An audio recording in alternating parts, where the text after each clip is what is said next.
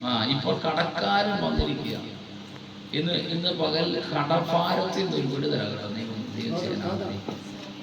അതിനു വേണ്ടിയിട്ടാണ് നമ്മൾ ശുശ്രൂഷിക്കുന്നത്. ദൈവവചനത്തിന് ശക്തിയുണ്ട് അല്ലേ?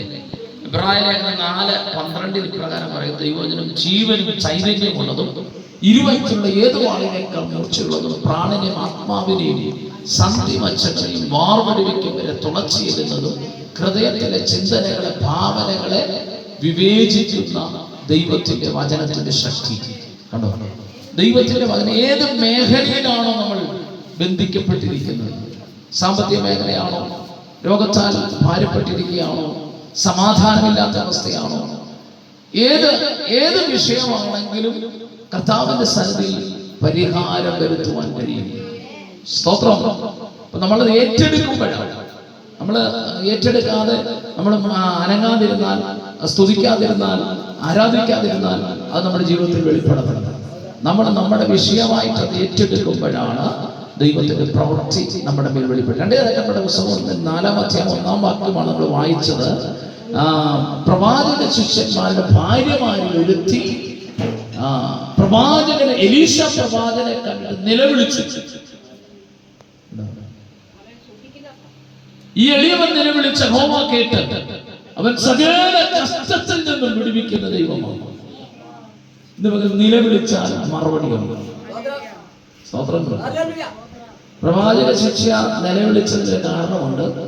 ഇവിടെ ഭർത്താവ് മരിച്ചു. ഇപ്പോൾ കടക്കാരൻ വന്ന് 2 മക്കളെ പിടിച്ച് കെട്ടിക്കൊണ്ട് വന്നിരിക്കുക. അവൻ വന്ന് നിൽക്കുക.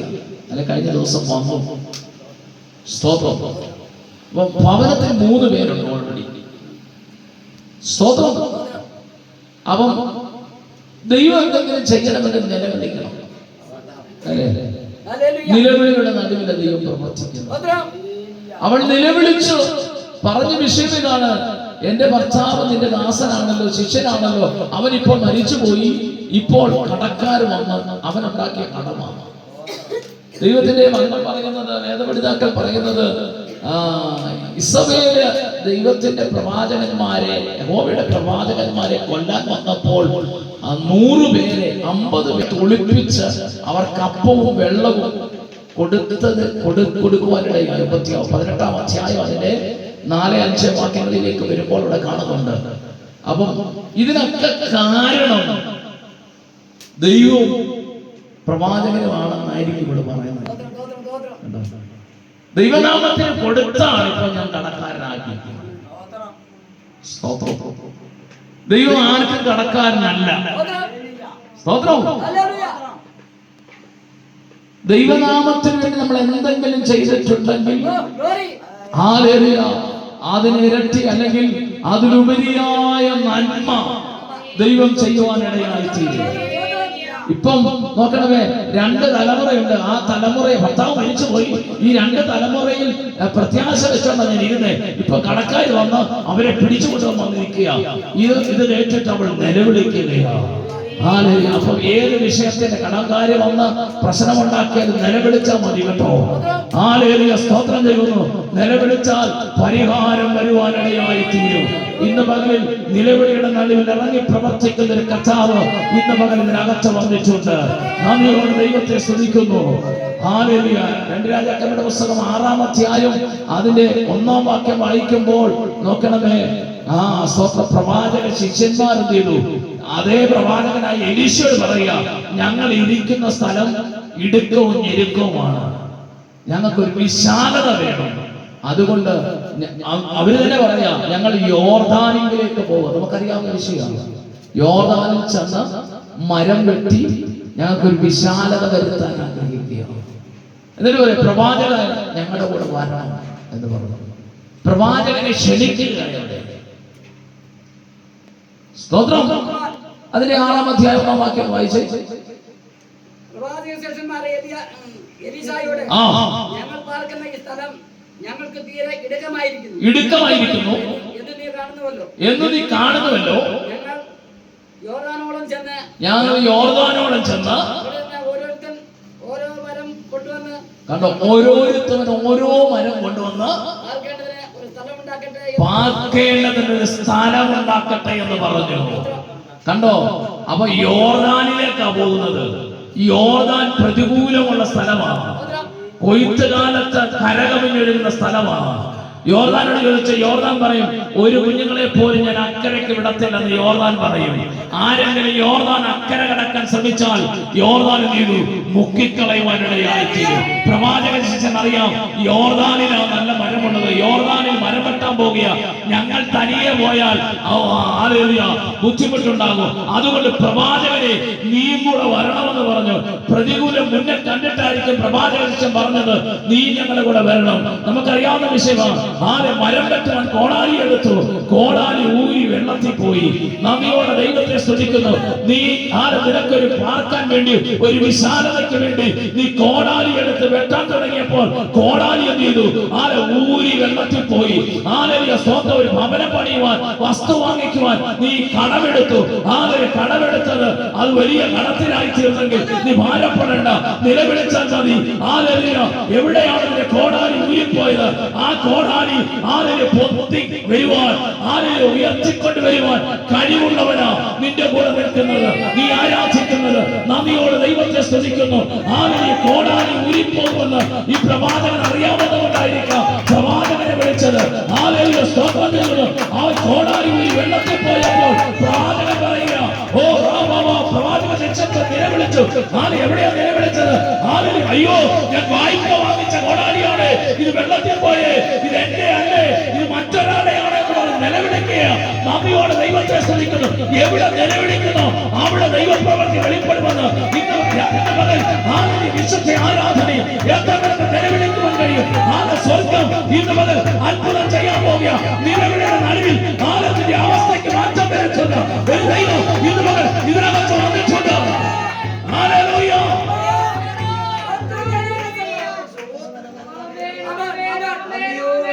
ഈ പ്രവാചക ശിഷ്യൻ നിലവിളിച്ചു. നമുക്കറിയാവുന്ന വിഷയമാണ്. പ്രവാചകൻ ചോദിച്ചു, എലീശ എവിടെയാ വീണത്? കൃത്യസ്ഥാനം കാണിച്ചു കൊടുത്തു. അവിടേക്ക് ഒരു വൃക്ഷത്തിന്റെ കൊമ്പ് വെട്ടി വെള്ളത്തിലേക്ക് ഇട്ടപ്പോൾ വെള്ളത്തിനൊരു നിയമമുണ്ട്. ഭാരമുള്ള സാധനങ്ങൾ വെള്ളത്തിൽ വീണാൽ അത് പൊന്തി വരത്തില്ല. നദിയോട് ദൈവത്തെ സ്തുതിക്കുന്നു. ഈ 1.5 കിലോയോ 2 കിലോയോ 3 കിലോയോ ഭാരം വരുന്ന ഇരുമ്പ് കോടാലി വെള്ളത്തിൽ പോയിട്ട് വെള്ളത്തിന്റെ അടിയിലേക്ക്, ഭൂമിക്ക് ഗുരുത്വാകർഷണ ബലമുണ്ടല്ലോ, ഈ കോടാലിയെ അടിയിലേക്ക് പിടിച്ചോണ്ട് പോയി. നോക്കണമേ, നന്ദിയോട് ദൈവത്തെ സ്തുതിക്കുന്നു. ഈ കൊമ്പ് വെട്ടി വെള്ളത്തിലിട്ടപ്പോൾ വെള്ളത്തിന്റെ നിയമത്തെ ഭേദിച്ച് ഈ കോടാലി പൊന്തി വന്നെങ്കിൽ നന്ദിയോട് ദൈവത്തെ സ്തുതിക്കുന്നു. നിന്റെ കയ്യിൽ നിന്ന് വിട്ടുപോയ, ഇനി ലഭിക്കത്തില്ലെന്ന് പറഞ്ഞ, ലഭിക്കത്തില്ലെന്ന് പറഞ്ഞ വാഗ്ദത്തം ഇന്ന് മുതൽ നീ നിലവിളിച്ചാൽ പൊന്തി വരാൻ പോകുക. യേശുവിന്റെ നാമത്തിൽ ലോകത്തിന്റെ നിയമത്തെ ഭേദിച്ച്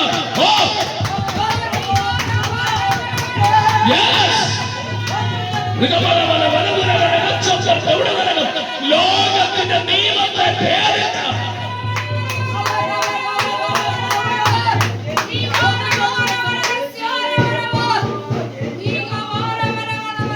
വെള്ളത്തിന് ഒരു നിയമമുണ്ട്. ഭാരമുള്ള സാധനം വെള്ളത്തിൽ വീണാൽ അടിയിൽ പോയി നിൽക്കും. 2 അത്ഭുതമാണ് നടന്നത്. ഒന്ന്, ഈ ഭാരമുള്ള കോടാലി ഈ കൊമ്പ് വെട്ടിയിട്ടപ്പോഴത്തേക്കിന് വെള്ളത്തിന്റെ നിയമത്തെ മറുതലിക്കുവാൻ ഈ കൊമ്പിന് കഴിവുണ്ട്. ലോകത്തിന്റെ നിയമത്തെ മറുതലിച്ച് അല്ലെങ്കിൽ നിയമത്തെ ഭേദിച്ച് നിനക്ക് വേണ്ടി പൊങ്ങി വരുവാൻ കൊമ്പിന്റെ മേൽ ശക്തിയുണ്ട്. ഇത് വേറൊരു കൊമ്പല്ല. ഇസയായുടെ കുറ്റിയിൽ നിന്നും ഒരു മുള പൊട്ടി പുറപ്പെടും. അതിന്റെ കൊമ്പുകളിൽ നിന്നും ഒരു ഫലം കായ്ക്കും, ഒരു കൊമ്പ് ഫലം കായ്ക്കും. ഇതുപോലെ അത് മറ്റാരുമല്ല, യേശു കർത്താവാണ്. നിന്റെ ജീവിതത്തിൽ യേശു കർത്താവ് വന്നെങ്കിൽ നിയമത്തിന് വിരുദ്ധമായി പ്രവർത്തിക്കാൻ പോകുകയാണ്. വിശ്വസിക്കാൻ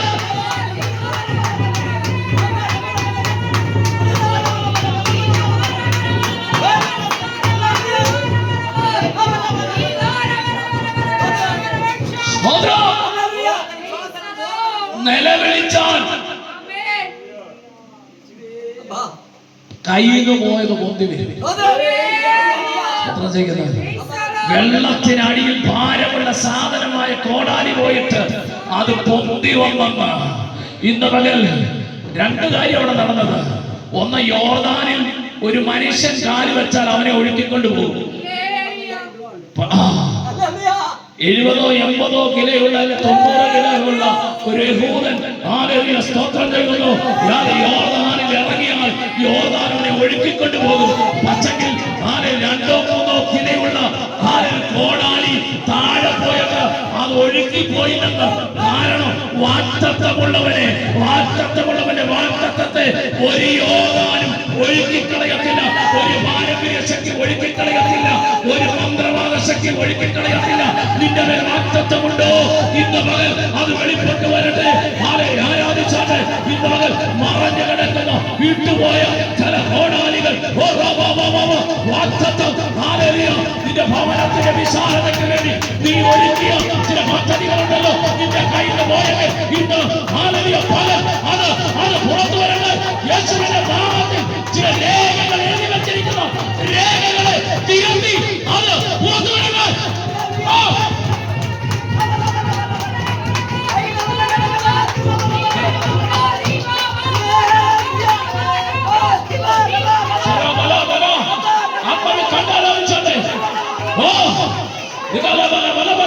നിന്റെ ഭവനം പൂർത്തീകരിക്കുവാൻ കഴിയാതെ കടഭാരത്തിന്റെ അടിയിൽ ആയിരിക്കുന്നു. ഇന്ന് മുതൽ നീ ആരാധിക്കുമ്പോൾ അത് പൊത്തി വരട്ടെ. ചില ആവിചാര ശക്തിയിൽ നിന്നും ചില മന്ത്രവാദ ശക്തിയിൽ നിന്നും അത് പുറത്തു വരട്ടെ.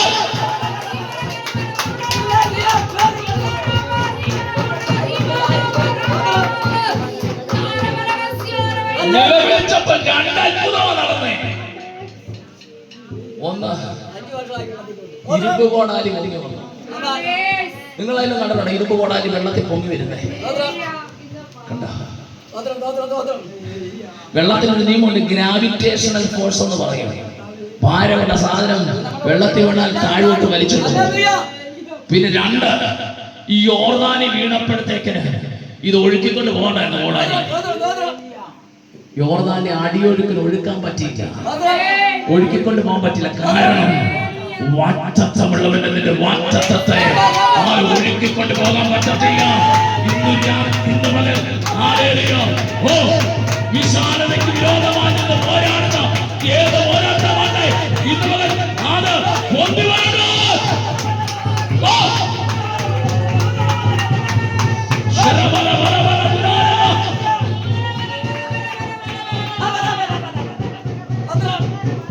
നിലവിളിച്ചാ മതി. എത്ര പേർക്ക് നിലവിളിക്കാൻ? ഞാൻ ഇടയ്ക്കിടയ്ക്കൊക്കെ നിലവിളിക്കും. ദിവസം നിലവിളിച്ച് കരഞ്ഞ് പ്രാർത്ഥിക്കും. പക്ഷെ നിലവിളിക്കാൻ കഴിയുമോ? കയ്യിൽ നിന്ന് പോയത് മൗനമായിരിക്കും. നിലവിളിച്ചോ? നിലവിളിക്ക് തുടങ്ങിയാണ് മറഞ്ഞു കിടക്കുന്ന പൊന്തി വരും. നമ്മുടെയൊക്കെ ജീവിതത്തിൽ പലപ്പോഴും സംഭവിച്ചിട്ടുണ്ട്. ഈ ദിവസങ്ങളിൽ അത് സംഭവിക്കട്ടെ. വീണ്ടും ഈ വചനത്തിന്റെ ശക്തി ക്രിയ ചെയ്യട്ടെ. ഏറ്റെടുക്കുന്നവരുടെ ക്രിയ ചെയ്യുകയോ ഒളിഞ്ഞു കിടക്കുന്ന മറഞ്ഞു കിടക്കുന്നത് ചിലത് പൊന്തി വരട്ടെ. അടുത്ത ആഴ്ച വരുമ്പോൾ കടന്നു വരുമ്പോൾ സാക്ഷ്യം പറയാൻ പോവുക.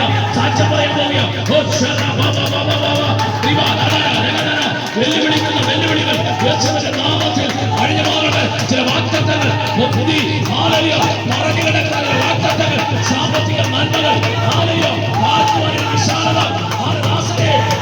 കടന്നു വരികയോ ദിവസങ്ങളിൽ നിലവിളിച്ചതിന് മറുപടി വരാൻ പോകുക. മറുപടി വരാൻ പോകുക.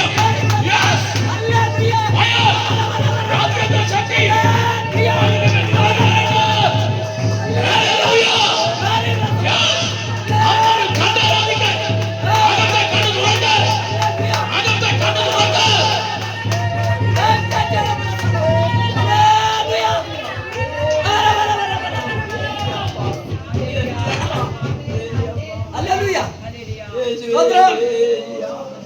നിലവിളിക്കാം. പ്രസംഗത്തിന് നടുവിൽ നിലവിളിച്ചോ? വെള്ളത്തിൽ പോയ കോടാലി മാമയെ പൊന്തി വന്നു. ലോകത്ത് നടക്കുന്ന സംഭവമാണ്. ഇവിടെ ഇരിക്കുന്നത് എല്ലാവരും കാണും. യോർദാനിൽ വീണ കോടാലി ഒഴുകി പോകണ്ടല്ലേ? യോർദാൻ രണ്ടൊഴുക്കുണ്ടെന്ന് മേലൊഴുക്കും വന്ന് അടിയൊഴുക്കും. പുരോഗതിമാർ പെട്ടകം ധരിച്ചുകൊണ്ട് ഉള്ളംകാല് വക്കത്ത് വെച്ചപ്പോൾ, യോർദാന്റെ വക്കത്ത് വെച്ചപ്പോൾ മേലൊഴുക്ക് ചിറ പോലെ പൊങ്ങിയിട്ട് ആദമിന്റെ പട്ടണത്തിലേക്ക് തിരിഞ്ഞൊഴുകി. അടിയൊഴുക്ക് രണ്ടായിട്ട് തിരിഞ്ഞു. കണ്ടോ? നന്ദിയോടെ ദൈവത്തെ സ്തുതിക്കുന്നു. യോർദാനിൽ വീണ കോടാലി, നിന്റെ കോടാലി, വാഗ്ദത്തമുള്ള നിന്റെ കോടാലി ഒഴുക്കിക്കൊണ്ട് പോകുവാൻ ഒരു പാരമ്പര്യ ശക്തിക്കും കഴിയത്തില്ല, ഒരു മന്ത്രവാദത്തിന് കഴിയത്തില്ല, ഒരു വിരുദ്ധ രേഖയ്ക്ക് കഴിയത്തില്ല. ഇന്ന് മുതൽ നിന്റെ വാഗ്ദത്തം യോർദാനിൽ വീണാൽ അവിടെ കാണും. അത് പൊന്തി വരട്ടെ. ഈ 2026 അത് ഒന്നാരം പോവുകയോ നീ അത് കാണാൻ പോവുകയോ.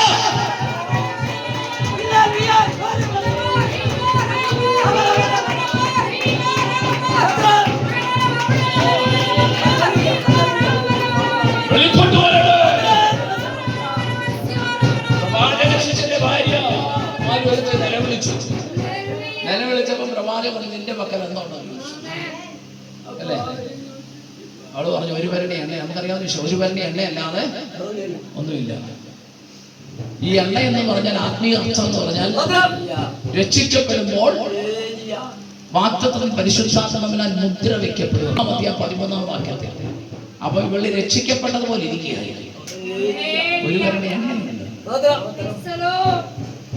ദൈവത്തിന്റെ ശുശ്രൂഷകന്റെ ഭവനമാണ് മൊത്തം. പ്രവാചകന്റെ വീടാണ് മൊത്തം. ഒരു ഭരണി എണ്ണയോ ഉള്ളത്. അപ്പൊ ചുരുക്കം പറഞ്ഞാൽ ഇവിടെ 2 മക്കളും രക്ഷിക്കപ്പെട്ടിട്ടില്ലെന്ന് അല്ലേ? ഒരു ഭരണി എണ്ണ പരിശുദ്ധാത്മാവാണെങ്കിൽ അല്ലേ? പരിശുദ്ധാത്മാവാണെങ്കിൽ ഈ ജോലി ചെയ്യാൻ പ്രാപ്തിയുള്ള 2 ആമ്പിള്ളേരുണ്ട്. ഇവന്മാര് രക്ഷിക്കപ്പെട്ടിട്ടില്ല. രക്ഷിക്കപ്പെട്ടിരുന്നെങ്കിൽ 3 ഭരണി എണ്ണ ഉണ്ടാന്ന് പറഞ്ഞാൽ സ്തോത്രം ചെയ്യുന്നു അല്ലേ? അപ്പം ഈ പ്രവാചകന്റെ ഭാര്യ മാത്രമേ അവളിലേ ഉള്ളൂ ആത്മാവ്. കണ്ടോ? ഇവൾ നിലവിളിച്ചപ്പോൾ വിടുതലിന്റെ മർമ്മം വെളിപ്പെട്ടു. സ്തോത്രം ചെയ്യുന്നു. ചില മർമ്മം ഒളിച്ചു വെച്ചേക്കോ. അത് വെളിപ്പെടണമെങ്കിൽ, മർമ്മം വെളിപ്പെടണമെങ്കിൽ നിലവിളിക്കണം. ചില വിടുതൽ നടക്കുന്നില്ല. കാരണം ശബ്ദം ഒളിപ്പിച്ചു വെച്ചിരിക്കുക. നന്ദിയോടെ ദൈവത്തെ സ്തുതിക്കുന്നു. ആ വിടുതലിന്റെ മാർഗം വെളിപ്പെടണമെങ്കിൽ നിലവിളിക്കണം. നിലവിളിക്കുമ്പോൾ അത് വെളിപ്പെടുവാൻ ഇടയാകും. പ്രവാചകൻ പറഞ്ഞു,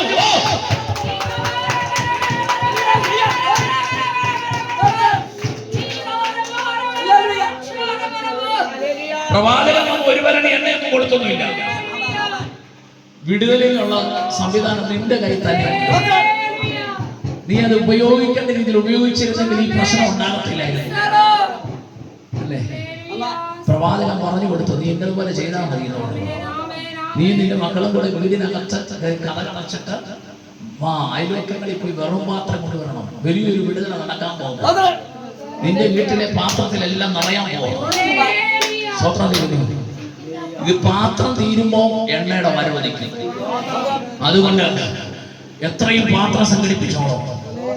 വെറും പാത്രങ്ങളെല്ലാം വാങ്ങിച്ചുകൊണ്ട് വീട്ടിനകത്ത് കൊണ്ട് വെച്ചിട്ട് അവളോട് പറഞ്ഞു, നീ പകരണം. നിന്റെ കയ്യിൽ എണ്ണയുള്ളത്, നിന്റെ കയ്യിൽ ആത്മാവുള്ളത്, നിന്റെ പേര് ആത്മാവുള്ളത്, നീ പകരണമെന്നാ പറഞ്ഞത്.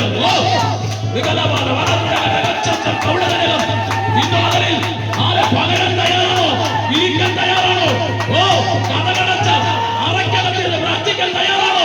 നിലവിളിക്കാൻ തയ്യാറാണോ? അവസ്ഥയ്ക്ക് മാറ്റം വരാൻ പോകുക. ഭവനത്തിനകത്ത് വിടുതൽ നടക്കാൻ പോകുക. അത്ഭുതം നടക്കാൻ പോകുക. വിരുദ്ധ രേഖ അഴിയാൻ പോകുക. ഇതുപോലെ അത്ഭുതത്തിന്റെ കരം സ്വർഗ്ഗം ചെയ്യാൻ പോകുക.